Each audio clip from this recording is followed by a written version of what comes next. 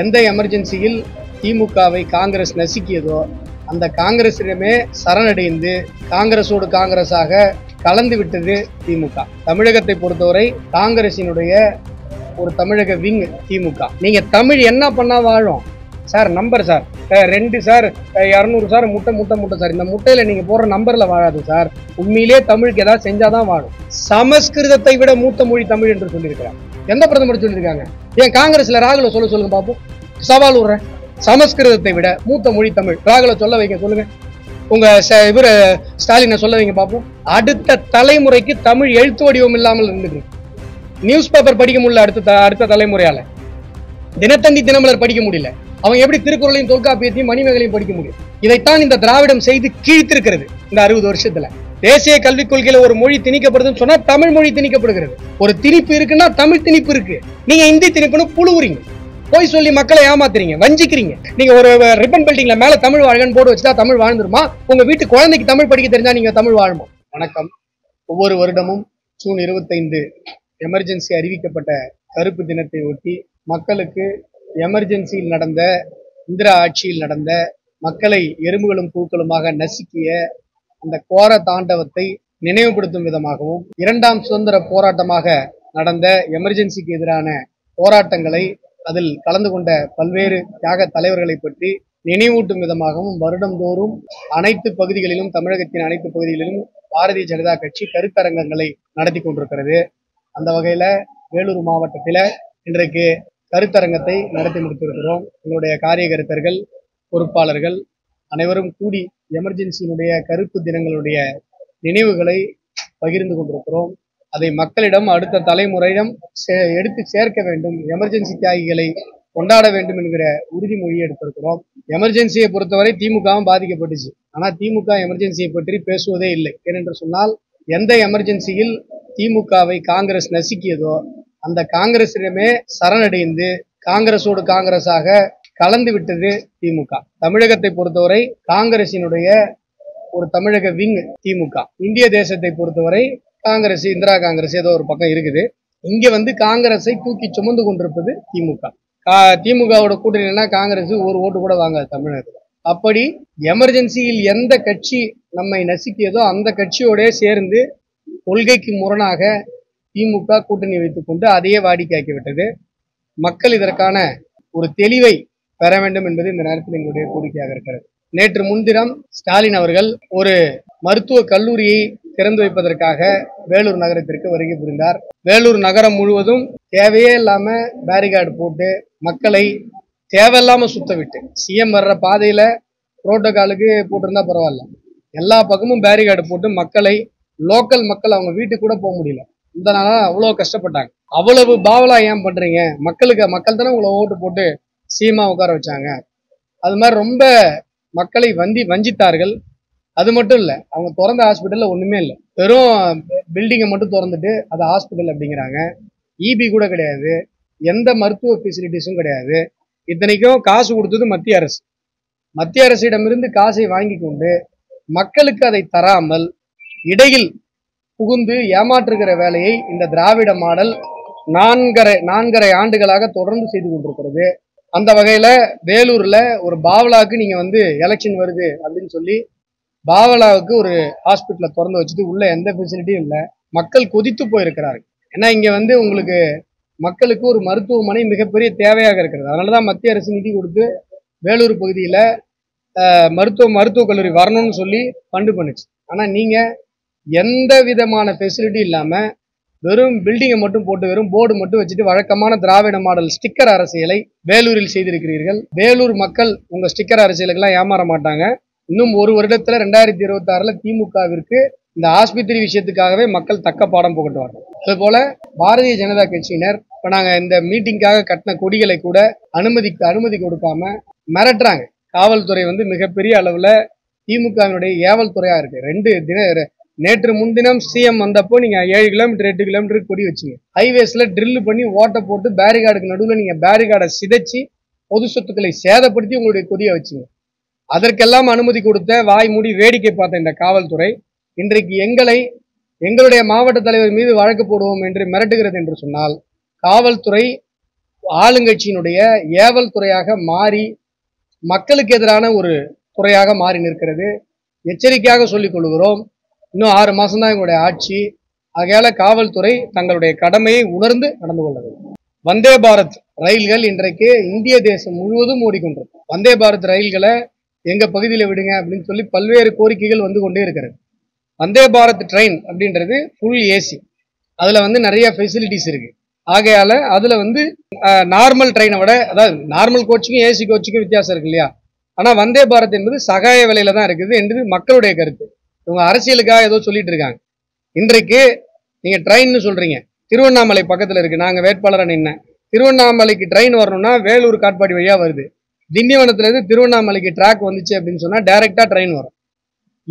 9 மேம்பாலங்களை மத்திய அரசு கட்டி முடித்து பல ஆண்டுகள் ஆகுது. இவங்க நில எடுப்பு பண்ணி தர மாட்டாங்க. நில எடுப்பு பண்ணி கொடுத்தாதான் அங்க ட்ரெயின் ட்ராக் போட முடியும். இப்படி மக்களுடைய கோரிக்கைகள் பல நிறைவேற்றப்படாமல் தமிழகத்தில் இருப்பதற்கு இந்த திராவிட மாடல் ஆட்சி தான் காரணம். இங்க இருக்கிற அமைச்சர்கள் தான் காரணம். முதல்ல அதை பார்க்க சொல்லுங்க. இந்த மாதிரி வெற்று அரசியல் அறிக்கைகள்ல மக்களுக்கு எந்த பலனும் இருக்க போறது இல்லை. ரயில்வேஸை பொறுத்தவரை உலக தரத்தில் ஃபாரின் ட்ரெயின்லாம் பிச்சை வாங்குற அளவுக்கு ஃபாரின் ட்ரெயின் வந்து நீ ஃபாரின்காரெல்லாம் வந்து நம்ம கிட்ட பொட்டி கொடுங்க, பொட்டி செஞ்சு கொடுங்க, கோச் செஞ்சு கொடுங்கன்னு கேட்கிற அளவிற்கு இந்திய ரயில்வே துறையினுடைய தரம் உயர்ந்திருக்கிறது. சில நாட்களுக்கு முன்பாக கூட உங்களுக்கு எல்லாம் தெரிஞ்சிருக்கும், உலகத்தினுடைய மிக உயரமான ரயில்வே மேம்பாலத்தை நம்முடைய பாரத பிரதமர் நரேந்திர மோடி அவர்கள் நாட்டிற்கு அர்ப்பணித்தார். ரயில்வே துறை மிகப்பெரிய அளவில் வளர்ந்து கொண்டிருக்கிறது. நம்முடைய மாண்புமிகு ரயில்வே மத்திய அமைச்சர் அஸ்வினி வைஷ்ணவ் அவர்கள் தமிழகத்திற்கான திட்டங்கள் என்று சொன்னால் உடனடியாக செவிசாய்த்து மக்களுக்கு செய்து கொடுத்து கொண்டிருக்கிறார். ஆகையால இந்த பொறாமையில் ஸ்டாலின் இப்படி இருக்கிறார். இப்ப நாங்க தான் பேசிட்டு இருக்கிறோம், பிஜேபிக்காரன் தானே பேசிட்டு இருக்கிறோம். சரிங்க, இப்ப பேசுறேன், நாளைக்கு போராடுறோம், நாளைக்கு சாலை மறியல் பண்றோம், கவர் பண்ணுங்க. பிஜேபிக்காரன் போடுறான்னு மக்கள்கிட்ட போடுங்க. எங்களை கேள்வி கேட்கறீங்க. நாங்க எத்தனை போராட்டம் நடத்திட்டு இருக்கோம். இந்த டாஸ்மார்க்கை பூட்டுறதுக்கு எங்களுடைய மகளிர் அவ்வளவு பேர் கைதாகி ஜெயில போனாங்க. எத்தனை பத்திரிகை கவர் பண்ணீங்க? போராடுறது ஒரே ஆள் நாங்க தான் சார் போராடிட்டு இருக்கோம் தமிழ்நாட்டுல. வேற எந்த கட்சி போராடுது?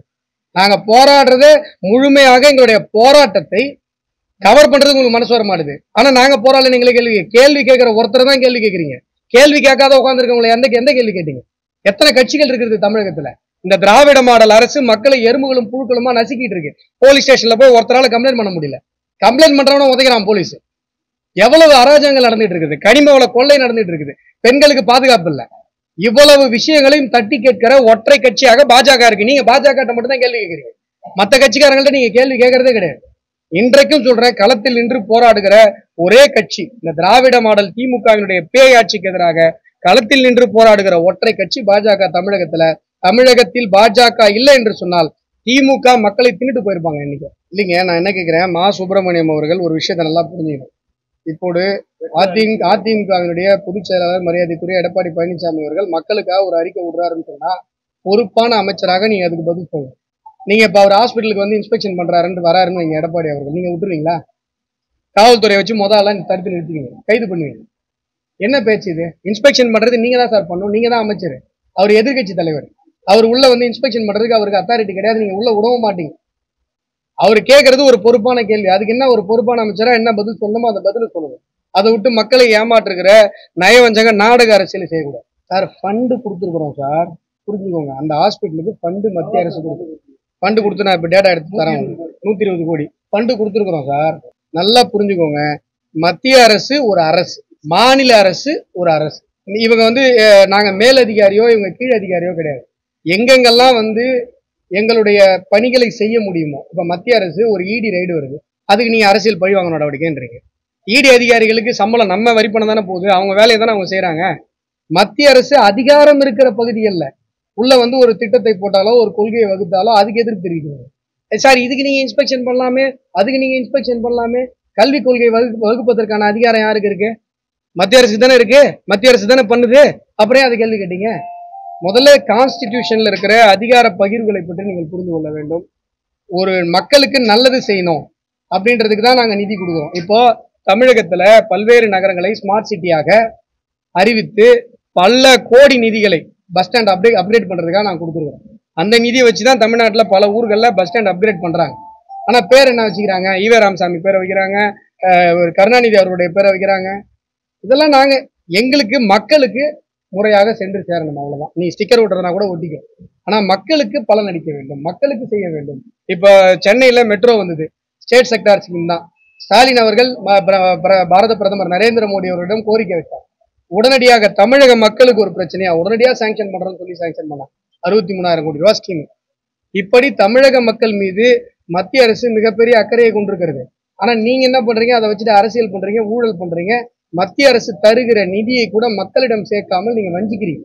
அதனால நீங்க கேள்வி எழுப்ப வேண்டியது இந்த திராவிட மாடல் பேய் ஆட்சியை நோக்கி, திமுகவை நோக்கி, மு.க. ஸ்டாலின் அவர்களை நோக்கி தான் நீங்க கேள்வி எழுப்பணும். நாங்க ஒரு நிதியை கொடுத்திருக்கிறோம், அந்த நிதி முறையாக பயன்படுத்தப்படவில்லை என்று சொன்னால் இடையிலிருந்து அந்த நிதியை யார் பயன்படுத்தாமல் ஊழல் செய்தார்களோ அவர்களை தான் நம்ம கேள்வி கேட்கணும். மக்களுக்காக இந்த பணத்தை கொடுத்த மத்திய அரசை கேள்வி கேட்பது என்பது அநீதியா? யார் சொன்னா? டேட்டா சொல்லுங்க, டேட்டா சொல்லுங்க.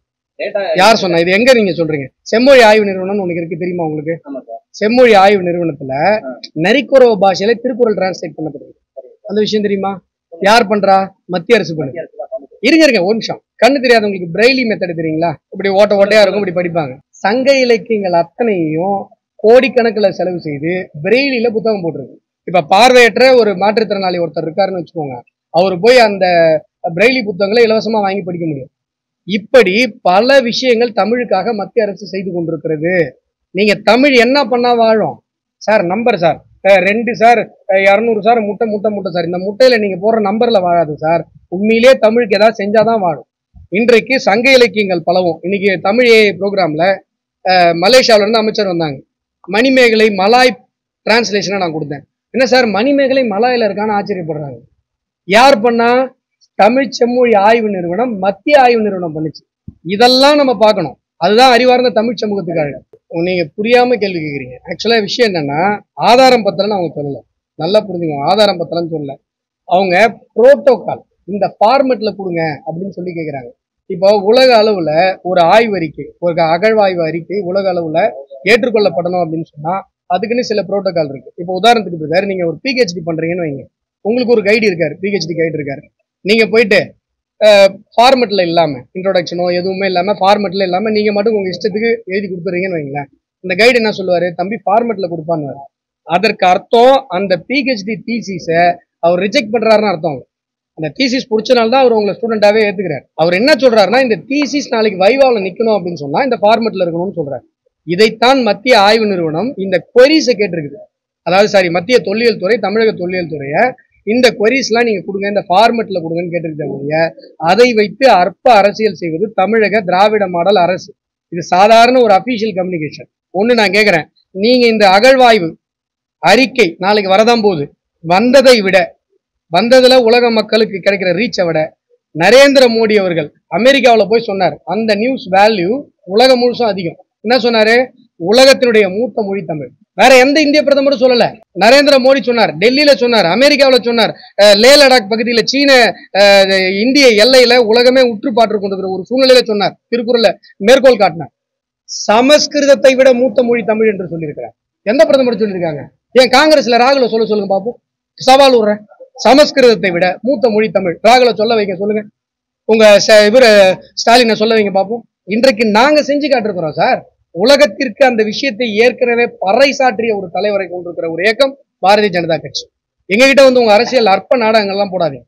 நீங்க புரோட்டோகால்ல கேட்டா புரோட்டோகால்ல கொடுங்க. ஏன் புரோட்டோகால்ல கொடுக்குறேன்? அப்பதான் ஒரு பீசிஸா, ஒரு பேப்பரா உலக அளவுல அக்செப்ட் பண்ணக்கூடிய ஃபார்மெட்ல அது நிற்கும். இல்ல அப்படின்னு சொன்னா உலக அளவுல இருக்கிறவங்க மத்தவங்க என்ன பண்ணுவாங்க? மத்த தொல்லியல் துறை வேர்ல்டு பேப்பர்ஸ்ல, வேர்ல்டு பப்ளிகேஷன்ஸ்ல வரும்போது அதை கொஸ்டின் பண்ணி அதை டிஃபேம் பண்ணுவாங்க. புரியுதுங்களா? அதனாலதான் நம்ம அந்த இது ஒரு அபிஷியல் கம்யூனிகேஷன். அதை வச்சுட்டு அற்ப அரசியல் பண்ணக்கூடாது. உண்மையாக தமிழுக்கு நீங்க சேவை பண்ணணும்னு நினைக்கிறீங்க, தமிழை வளர்க்கணும்னு நினைக்கிறீங்க, தமிழனா நீங்க தமிழுக்கு ஒரு விஷயம் பண்ணணும்னு நினைக்கிறீங்க அப்படின்னு சொன்னா உங்களெல்லாம் கையெடுத்து கும்பிட்டு கேட்டுக்கிறேன், உங்க குழந்தைங்களை தமிழ்ல படிக்க வைங்க. உங்க வீட்டு குழந்தைங்க எத்தனை பேருக்கு தமிழ் எழுத படிக்க தெரியுதுன்னு தயவு செஞ்சு மனசாட்சியோட வீட்டுக்கு போய் பாருங்க. இன்னைக்கு சாயங்காலம் போய் பாருங்க. ஒரு பக்கம் தமிழை கொடுங்க, அப்பா படிச்சு காட்டுப்பான்னு சொல்லுங்க. அடுத்த தலைமுறைக்கு தமிழ் எழுத்து வடிவம் இல்லாமல் இருந்துட்டு நியூஸ் பேப்பர் படிக்க முடியல. அடுத்த தலைமுறையால தினத்தந்தி, தினமலர் படிக்க முடியல. அவங்க எப்படி திருக்குறளையும் தொல்காப்பியத்தையும் மணிமேகலையும் படிக்க முடியும்? இதைத்தான் இந்த திராவிடம் செய்து கீழ்த்திருக்கிறது இந்த 60 வருஷத்துல. ஈவே ராமசாமி சொன்னாரு, தமிழ் எழுத்துக்கள் எல்லாம் அழிச்சிருங்க, இங்கிலீஷ் எழுத்துக்களை போட்டு நீங்க தமிழ் எழுதுங்கன்னு சொன்னார். தமிழ் காட்டு மிராண்டி மொழி, தமிழ் சனிய, அதை விட்டுருங்க, எழுத்துக்கள் எல்லாம் அழிங்கன்னு சொன்னார். அதை இன்றைக்கு திமுக நடத்தி காட்டிருக்கிறது. ஒரு மொழியாக கூட தமிழ் மொழியை தேர்ந்தெடுக்காமல் டிகிரி வரைக்கும் படிச்சுட்டு வந்துட முடியும் சார் தமிழ்நாட்டுல. அந்த நிலைமை என்னைக்கு மாறப்போகுது? அதை பத்தி என்னைக்கு பேச போறீங்க சார்? நிதி சார், அவ்வளவு உலகத்தினுடைய அத்தனை மொழிகளிலும் இன்றைக்கு தமிழ் இலக்கியங்கள் மொழிபெயர்ப்பு செய்யப்பட்டிருக்கிறது. தமிழுக்காக தொண்டாற்றுகிற ஒரே ஒரு கட்சி பாஜக. மத்திய அரசு அவ்வளவு செய்துட்டு இருக்கு தமிழுக்காக. ஆனா இன்றைக்கு தமிழகத்தில் ஒரு தமிழ் மாணவனுக்கு தமிழ் படிக்க தெரியல. இன்னைக்கு அதை நாங்க மாத்தணும்னு நினைக்கிறோம். எதுல நினைக்கிறோம்? தேசிய கல்விக் கொள்கையில நினைக்கிறோம். எப்பா, நீ தமிழ்நாட்டுல பிறந்திருக்கியா, தமிழ்னா இருக்கியா, நீ கண்டிப்பா தமிழ் ஒரு மொழியா படிச்சுதான் ஆகணும். இன்னும் சொல்ல போனா பயிற்று மொழி, மீடியம் ஆஃப் இன்ஸ்ட்ரக்ஷன் தமிழ். தேசிய கல்விக் கொள்கையில ஒரு மொழி திணிக்கப்படுதுன்னு சொன்னா தமிழ் மொழி திணிக்கப்படுகிறது. ஒரு திணிப்பு இருக்குன்னா தமிழ் திணிப்பு இருக்கு. நீங்க இந்தி திணிப்புன்னு புழுவுறீங்க, போய் சொல்லி மக்களை ஏமாத்துறீங்க, வஞ்சிக்கிறீங்க, தமிழ் தாய்களுடைய குரல் வலைய நசுக்குறீங்க. எங்க இந்தி திணிப்பு இருக்கு? தமிழ் கட்டாயமா படிக்கணும்னு சொல்லிருக்கு. எந்த மொழியுமே கட்டாயம் கிடையாது, தமிழ் ஆனா கட்டாயம். இதுதான் தேசிய கல்விக் கொள்கை. இதே நீ தடுக்கணும்னு நினைக்கிற? அப்போ ஈவே ராமசாமி சொன்னதை காப்பாற்றணும், தமிழை அழிக்கணும், தமிழுக்கு எழுத்து வடிவம் இருக்கக்கூடாது, எவனுக்கும் தமிழ் படிக்க தெரியக்கூடாது அப்படின்னு இந்த திமுக நினைக்குது. அதுக்காக நீங்க தேசிய கல்விக் கொள்கையை எதிர்க்கிறீங்க. நீங்க தமிழனா இருந்தா, தமிழ் ரத்தம் உங்க உடம்புல ஓடுதுன்னு சொன்னா, தமிழச்சி மார்புல பால் குடிச்சவனு சொன்னா தேசிய கல்விக் கொள்கை நீங்க ஆதரிக்கணும். தேசிய கல்விக் கொள்கை என்பது தமிழ் கொள்கை, நீங்க அதை ஆதரிக்கணும். என்னுடைய மாணவன் தமிழ் படிக்கணும்னு நீங்க பேசணும். அதை விட்டுட்டு என்ன சார் பண்ணி கேட்க போறீங்க? நீங்க ஒரு ரிப்பன் பில்டிங்ல மேல தமிழ் வாழ்கன்னு போர்டு வச்சுட்டா தமிழ் வாழ்ந்துருமா? உங்க வீட்டு குழந்தைக்கு தமிழ் படிக்க தெரிஞ்சா நீங்க தமிழ் வாழுமா? கன்னடத்துல போயிட்டு, கர்நாடகாவில் போயிட்டு நடிகர் கமலஹாசன் வந்து தமிழை விட கன்னடத்தை விட தமிழ் மொழி மூத்த மொழின்னு சொல்றாரு. அதுக்கு அவங்களும் அவ்வளோ கொந்தளிக்கிறாங்க. இங்க எங்க தமிழ் உணர்வு இருக்கு? உங்க குழந்தைக்கு தமிழ் படிக்க தெரியல, அதை பத்தி கவலைப்பட மாட்டீங்க. படிக்க தெரியல சார், எழுத படிக்க சார். என்ன சார் லிட்ரஸி சார்? கேரளாலாம் பாருங்க சார், 8ஆம் கிளாஸ் படிச்சவனுக்குலாம் வந்து நீங்க லிட்ரஸி ரேட்டுன்னு சொல்லிடுறாங்க சார். தமிழ்நாட்டில் ஹையர் எஜுகேஷன் நாங்க அவ்வளவு பேர் டிகிரி முடிச்சிருக்கோம் சார். என்ன சார் புண்ணியம்? டிகிரி பிடிச்ச பையனுக்கு பேப்பர் படிக்க தெரியல சார். அசிங்கமா இல்ல? இன்ஜினியருக்கு படிக்க தெரியல, வக்கீலுக்கு படிக்க தெரியல. டிஎஸ்பி விஷ்ணுபிரியா அவங்க இறந்து போனாங்க, சூசைட் நோட் எடுத்து பாருங்க. தமிழை ஆங்கில எழுத்துக்களை பயன்படுத்தி எழுதியிருக்காங்க. இதான தமிழகத்துல நிலைமை. அடுத்த தலைமுறைக்கு தமிழ் எழுத படிக்கவே தெரியல சார். அடுத்த தலைமுறை உங்க பிரிண்ட் மீடியாவில் நீங்க போற தமிழ் செய்திகளை படிக்க தெரியாம வளர்ந்துட்டு இருக்கு சார். அதை மாத்தணும். தேசிய கல்விக் கொள்கை கொண்டு வந்தா அதுல அற்ப அரசியல் பண்ணிட்டு இருக்கீங்க.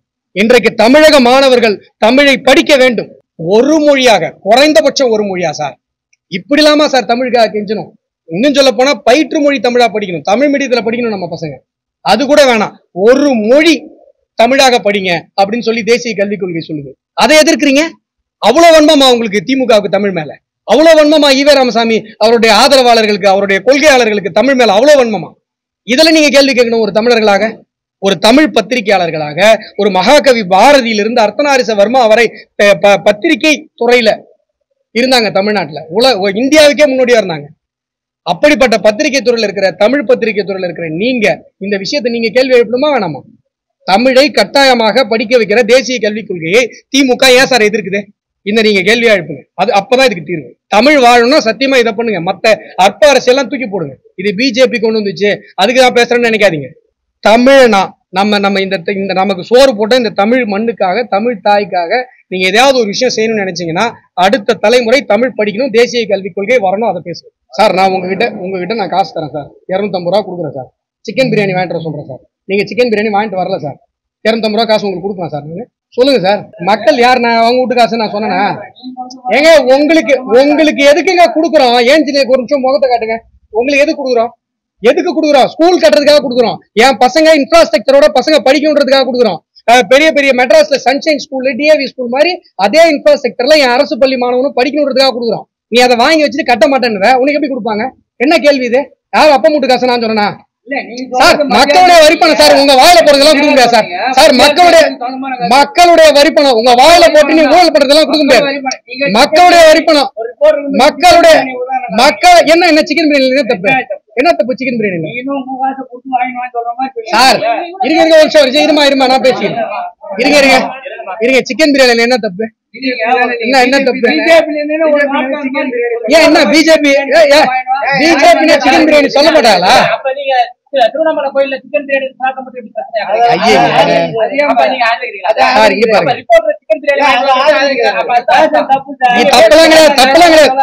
உதாரணம் மக்களுக்கு இது இன்னும் பதில் சொல்லுங்க